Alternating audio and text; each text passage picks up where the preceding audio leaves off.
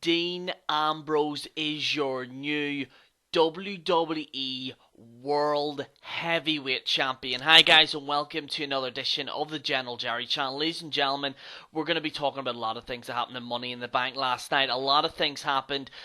First of all, the pay-per-view, I felt this was the best pay-per-view of the year. It was in no means... There was a few things that I didn't like about it, but I will say for the most part I liked it, simply because it gave us something that we have not got in WWE for a long time, and that is someone that we actually support actually winning a championship. Which is something that WWE has lacked in. The problem is that a lot of people have noticed is WWE know themselves that people have turned against wrestling in the past. Actually, recently. And a matter of fact, I was even looking on my Facebook and Twitter. Nobody was talking that much about Money in the Bank. The only reason why people are talking about this is because they've only just found out the news now about Dean Ambrose. On my Facebook, nobody was talking about it. Like, nobody just cared. They were like, who cares? You know, it was that point before this pay-per-view came on air, and it wasn't until, you know, when people found out that Dean Ambrose won the WWE World Heavyweight Championship, then eventually people turned around and said, "Oh, hey, really? Damn, I should have watched it," you know, and that was what was lacking in WWE today. WWE, unfortunately, what they've been doing right now is actually slacking in actually giving the audience something to cheer about. And it's not necessarily like, you know, oh, whether you like a Roman Reigns or whatever it may be. Dean Ambrose, some people have problem. Personally, I like Dean. But universally, Dean Ambrose is liked. A lot of people like him. I will say this: they've made him do some goofy shit. Before, but I will say this: I think that universally Dean Ambrose is liked. And him winning the championship, I think, was a good decision. The reason being is because WWE fans needed something. WWE fans weren't getting a payout. Okay, do you know what it was like? WWE was kind of like before, and I'm getting a little bit too sidetracked with I'll get into the review in a second, but I want to specifically talk about this. Is that WWE recently was like putting a coin in a slot machine. You kept throwing away your minutes, throwing away your hours, watching it in. You keep on going, you keep on going, and you keep on going. And there was no payout, and they never really did a payout. I think this is probably the first time I've popped legitimately since maybe AJ Styles returning or the Royal Rumble. Really. In saying that though, I think this is the best pay-per-view so far this year. By no means was it perfect, and I will be getting into a few things that I had a problem with, but that being said, I thought the pay-per-view was great, and I will be getting into more details about Dean Ambrose as we move forward in this review. So anyway, yeah, let's get into some of your pre-show matches very quickly. Golden Truth defeated Breezango, or it was Tyler Breeze and Fandango. Apparently, Tyler Breeze and Fandango had a suntan problem or something. Golden Truth wins. And the Lucha Dragons defeated the Dudley Boys in what I honestly believe is the ultimate burial of the Dudley Boys. Wow, you know, the fact that the Dudley Boys aren't even involved in this kind of tag team kind of stuff, it's beyond me the way they've kind of treated the Dudley Boys a little bit. Because they are a fantastic tag team, and honestly they're being treated like jobbers. It's just my personal opinion. Now the first half, I want to say this: the first half of this pay-per-view wasn't great. And if you've seen it, what a lot of people did was they watched the first few minutes of it and then they turned off and watched the NBA or whatever, or Game of Thrones or whatever people watch these days. The first half of this pay-per-view wasn't great. I will say that. The New Day defeated the Club. They defeated the Club, Enzo and Kaz, and the Revel Villains. honestly though, I think that this was a terrible decision, because if they're doing a fatal 4-way for the WWE Tag Team Championships, I think that they should have changed the titles. The title should have changed hands. Either, and I'm not a big fan of Enzo and Cass. A lot of you will know this, but maybe the championship could have been put on them. Or I was even going to say the Favel Villains, because then you could have either New Day or Enzo and Cass chasing the heels. Essentially, it makes perfectly sense. I actually do like the Favel Villains, and believe it or not, the Favel Villains was actually the guys I was supporting in this. Honestly, I don't know what it is, but I actually do like the Favel Villains. I don't know what it is, but it's probably just me, honestly. But I actually really like them. I don't know. It's just they kind of. I don't know. It's like they don't talk that much, and I think the problem is with a lot of these tag teams is that there's too much talking, a little bit. Like not like I understand if they're building up the match or whatever, but a lot of what they're saying, like the Enzo Amore and Big Cass stuff, and then the New Day promo. I don't know. I think it's starting to get dated. And the problem is with Enzo and Cass is that they're treating Enzo and Cass like the New Day. And that's what they should be doing. And also because Enzo Amore, he's trying to say jokes that get pops. And he is getting pops, but because in this PG kind of grand scheme of things, it doesn't fit well. Personally, for me, it might work well for like kids or whatever, or other people that like them. Like if you like Enzo and Cass, more power to you. It's just personally for me, I'm just not invested in them. I don't know whether it's an age thing or whatever. I don't know, but I just can't get into them. And maybe it's because they're acting too similar to the New Day. Honestly, that's just my personal opinion. But anyway, rambling on a little bit too much. But honestly, the match, there was a few botches in it. Honestly, but that aside, it was an okay. Well, honestly, I don't like Fatal 4. I don't even like tag teams now, the way they do it. Just the whole system it's built. But a Fatal 4-way, it was like there was too much going on and shit. I don't like all that Fatal 4-way tag team things. Also, this match only went on for 11 minutes for a Fatal 4-way tag match. Was a bit weird. But anyway, yes, the New Day retain. We're going to go into massive detail, by the way. In all these matches, but anyway, Baron Corbin defeated Dolph Ziggler.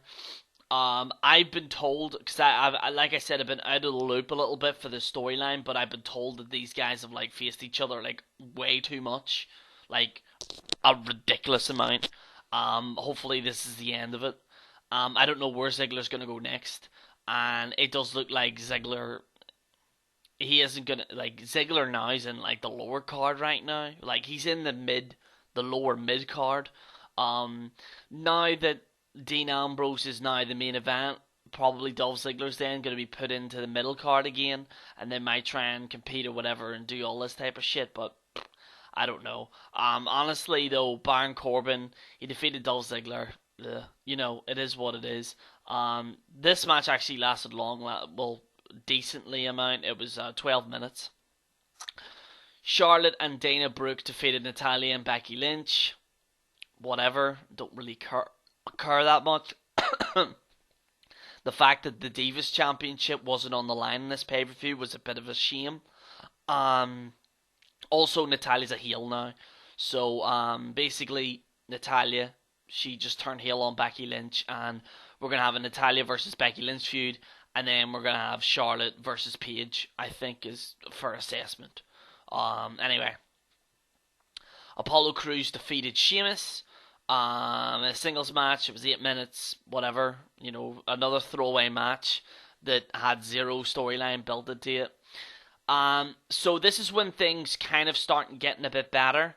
Like I said, the first half of this pay-per-view, I wasn't a big fan of it, but things started to get a little bit improved. AJ Styles defeated John Cena. This match was it's the second longest match on the card.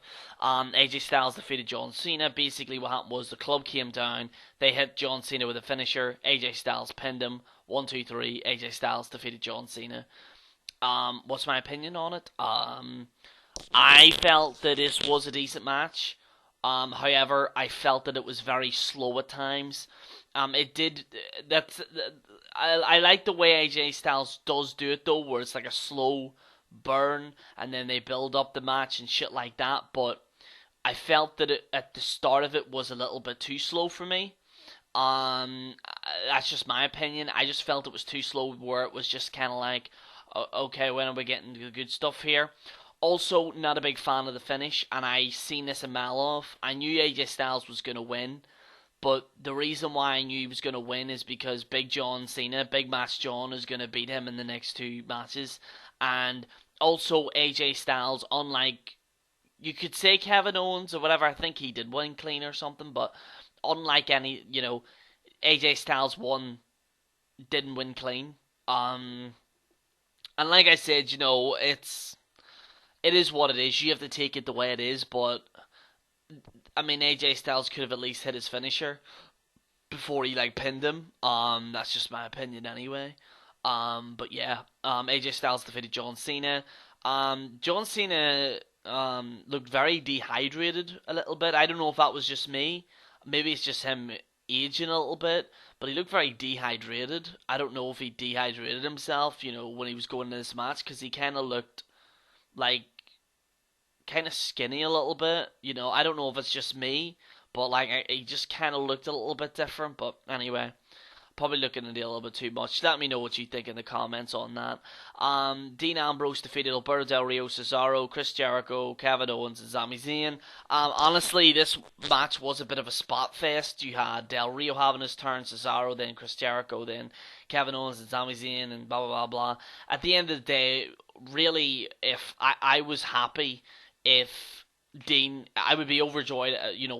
Dean won. I was obviously overjoyed. But if it was maybe Kevin Owens, I would have been okay with it.